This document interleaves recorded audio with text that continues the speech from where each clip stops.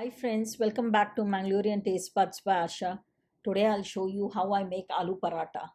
Aloo paratha is a bread dish originating from the Indian subcontinent. It is a breakfast dish which actually originated from the Indian state of Punjab.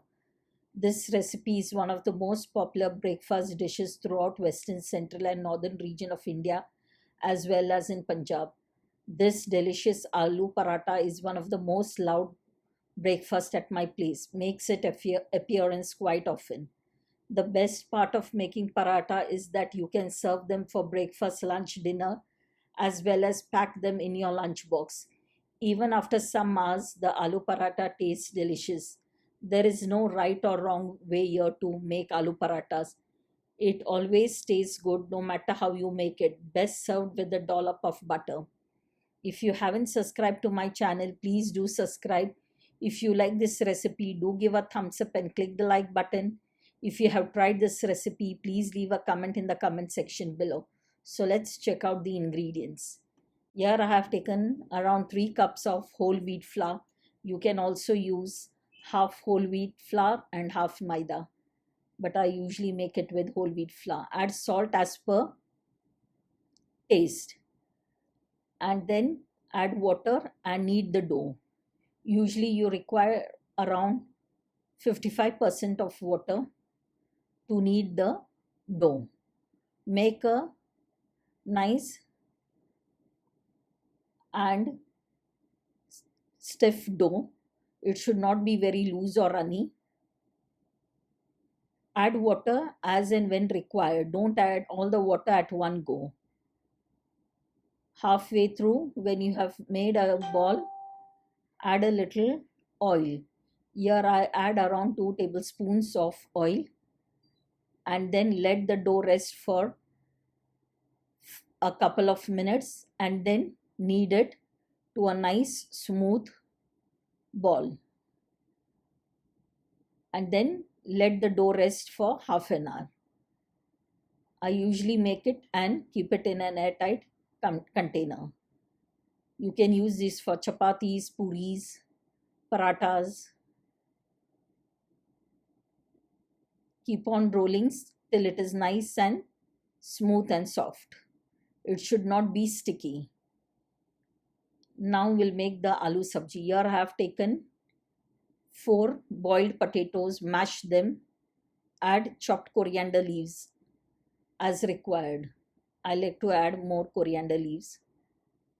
Then add 1 teaspoon of ajwain. This is carom seeds.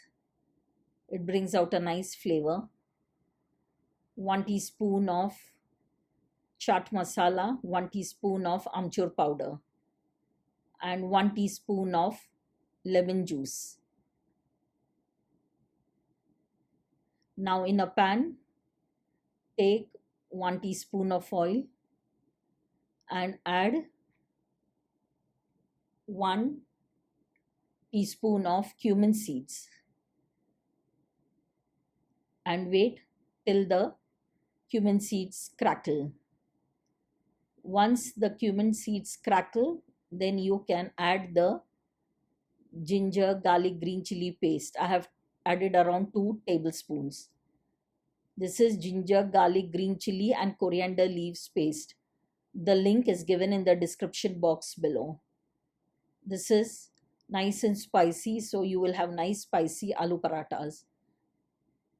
If you don't want to use paste, then you can just use ginger garlic paste and cut green chilies and add it.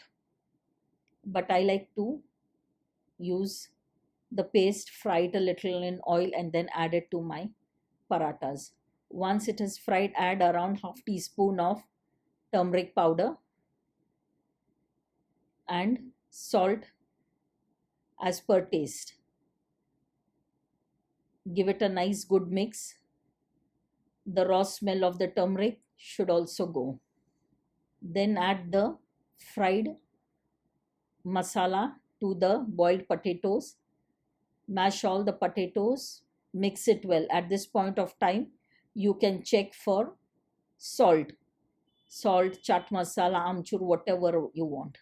Now take a big ball of the dough. roll it into a small roti. Be gentle when you are making aloo parathas. If you are a first timer, take a small ball of dough and make small parathas. Now add the stuffing. I usually make big size parathas and like my parathas to be well stuffed. As add as much as you wish. Now trim the excess dough and flatten it with your hands. Be gentle. Try to spread it as much as you can with your hands. Be gentle while doing so. Now the masala is spread throughout and spread evenly. Now it will be easy for you to roll the chapati or paratha. Be gentle when you are rolling and roll it in one direction only. Don't just go round and round, otherwise the paratha tends to break. Roll as much and as big as you can. I like to fry the parathas on an iron tawa. You can use non-stick also, but I like to fry it on the old iron pan. Be gentle. Once one side is fried, then you can flip it over to the other side.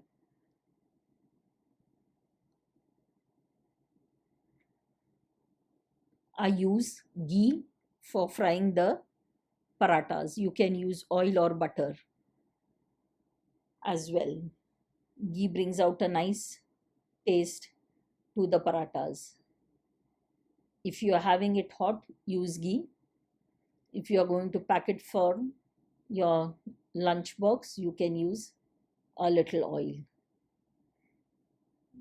because ghee tends to solidify a little later. Cook it on both sides till it is well done. It won't, even if it looks very crispy, it won't be crispy as there is stuffing inside. Be gentle and let it flop as much as it can. Once it is done, you can remove it on a serving plate. But see that it is fried well on both sides. Otherwise, the dough will remain uncooked. The stuffing is all cooked, but the dough will remain uncooked and it is not pleasant to eat. Be gentle. If you are a beginner, try making small size parathas, and then later on you can make big ones. Same way, fry the remaining parathas. I usually like to use my hands when I'm turning and all, because we are used to. But be careful, don't burn your hand while frying and turning. See that the flame is on medium, otherwise the paratha tends to get burned. But usually we like dark spots on the parathas. It gives a nice taste, crunchy and crispy taste to the paratha. Be generous while using ghee, oil or butter, since parathas require a little more of oil.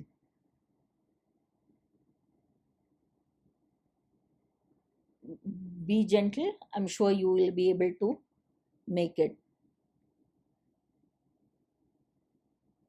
I'm showing you one more. Sometimes they puff up. If they don't puff up, it is okay, but they should be well cooked.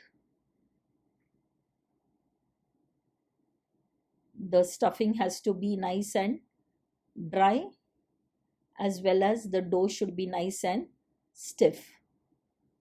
If the stuffing is moist, then your parathas will not turn out good and will start breaking. I hope you like this recipe of mine. Do give it a try. I'm sure you too will enjoy it. Thanks for watching. Please like, share, and subscribe to my channel. And do not forget to click the bell icon to get notified as and when I upload a new recipe. So, the list of ingredients is given in the description box below. So, my dear friends, hope you have enjoyed this quick and yummy recipe. Stay tuned for more such interesting recipes. Till we meet again, check out my other recipes at Mangalorean Taste Buds by Asha. Take care.